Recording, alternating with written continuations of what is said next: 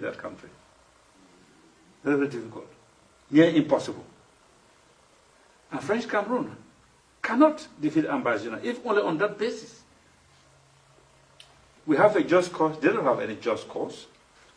You ask them why are they fighting, they will come out some vague notions of territorial integrity. When you ask them what is territorial integrity, they will not tell you. They won't tell you. You tell them, but if you say you are a sovereign independent state, you achieve independence, isn't it? When did you achieve independence? That is when the integrity of our territory got frozen. Even if you had legitimate claim to some territory outside, at that moment, it is excluded. You stick to our territory. You can then understand why they'll be running away from their independence celebration. They know the implications of that. So they manufacture a lie, which they call 20th May, whatever thing they call it. And okay, 20th May. Which borders did you get at 20th May when you come there? No. So these people have been playing all kinds of games with us. So I'm very, very convinced that in terms of feasibility, independence of Ambazonia is going to be achieved. French Cameroon is not too big to lose the war. We've seen bigger countries that have lost wars before. Better armed, with better trained soldiers. They've lost them. So independence of Ambazonia will be achieved, irrespective of whatever view French Cameroon takes. It's going to happen. Our people have a mass that believes in independence. Our people are working seriously towards achieving that goal. There is a broad central coalition of the people of Ambazonia who emphatically desire independence.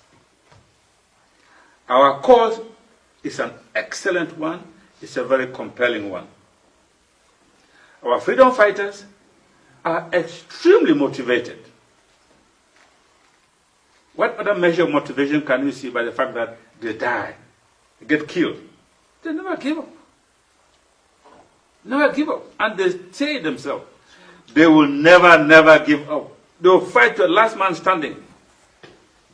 And that last man standing will be after you exterminate all the 8 million Ambazonians, which is an impossibility. Not even Hitler could achieve that feat. So our fighters are determined to secure our land, no matter how long that is going to take. And our resilience speaks in our favor. Like I said before, if you look on the side of the enemy, they have no cause at all. They have no reason why they're fighting. They have no cause. Their fighters are not motivated. There's no motivation. All their fighters do, when they recruit them, for them they are going to earn a salary. Every month they pay them a salary. That's all it is. It's like a job. The only difference is that this job one here, they're operating more like professional mercenaries. Because mercenaries, you pay them. That's what they are. They are mercenaries. Otherwise, there's no reason. They can't tell you why they're fighting. We also have empirical evidence which shows that clearly we shall achieve independence. We have international law on our side. We have history on our side.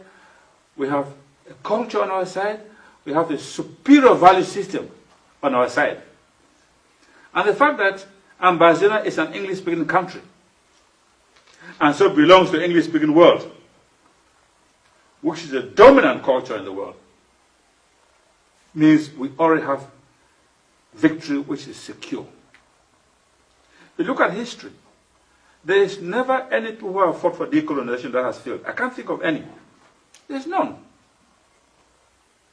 And so we are not going to fail. That's why this struggle has lasted 6 months now, and it's still going. And each time, the more they kill, the more they destroy, the more galvanized our people are, the more determined our people are. So the killing simply strengthens us.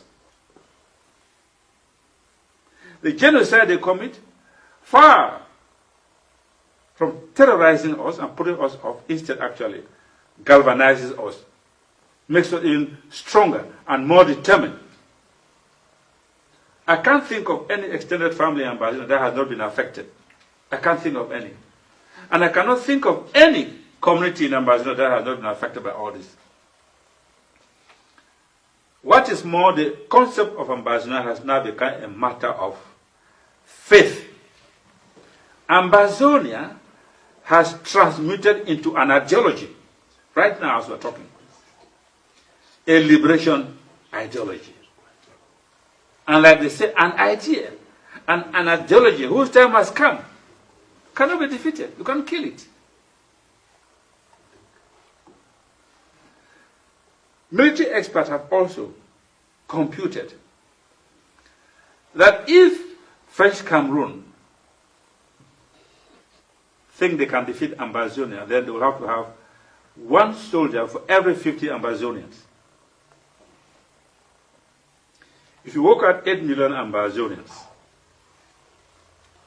it means you have to have an army of 160,000 troops stationed in Ambazonia fighting every day. That's an impossibility. Even if you were to reduce the population, say just 4 million people, you have 80,000 troops in Ambazonia fighting every day. That's an impossibility. They cannot afford that kind of force. We are talking just about a colonial force in Ambazonia. They still have to take care of their own territory. Equip their force. Pay them. I don't see that being a possibility. They cannot. You can have those troops garrisoned in Ambazonia and fighting. In any event, there's one thing overrunning a territory and occupying it. It's a wholly different game altogether to administer continuously the occupied territory for any length of time. Once you do that, what simply happened was the guerrilla go on to another stage of the fighting. And therefore, it never ends. And in this calculation the experts have made, they say it does not matter. Even if Ambazonia just has sticks and stones, French Cameroon will still not win this war. It's not possible. I'm not too sure what the French advise and what the French tell them. But of course, so long as it's French Cameroon lives are being expended, what does France care? It doesn't care. You know, you can kill their own people and so on. So one thing is clear as far as I see it. We are never, ever going to return to any form of cohabitation with French Cameroon. Not in a million years. That's an impossibility. Not even if the international community were to put pressure on us. We will not accept it. We can never go back to the French Cameroon house of bondage and slavery. No. We will not go back, not even in the name of so-called peace. Because as I've said, there's no peace for us. So it won't happen. So my advice has always been to the colonizer. Time has come for them to face the reality. What is that reality? Father Christmas from Ambazonia is over.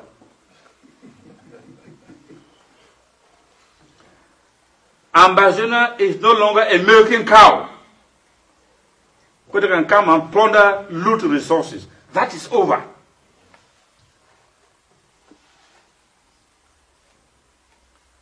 And so they must now learn how to organize themselves, how to manage their own affairs, and stop depending on Ambazonia. They are marching forward.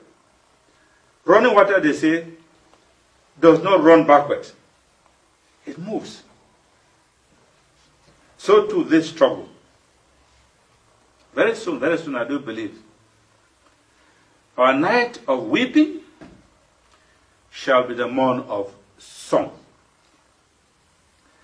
But at this point, even as we are engaged in this struggle, just let me again express my utter frustration about something. I have been extremely disappointed by certain forms of negative conduct that seems to have gained amongst a certain section of us recently. We have seen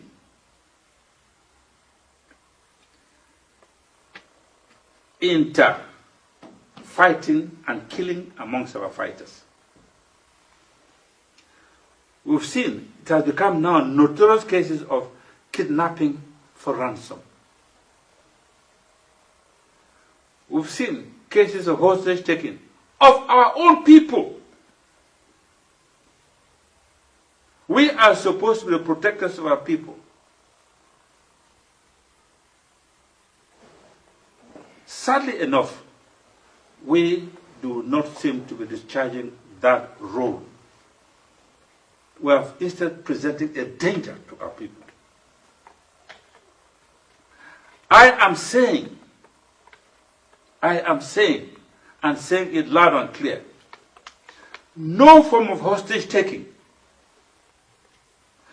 no form of kidnapping for ransom. It doesn't matter how you try to camouflage it and try to sugarcoat it and claim that it's a form of tax.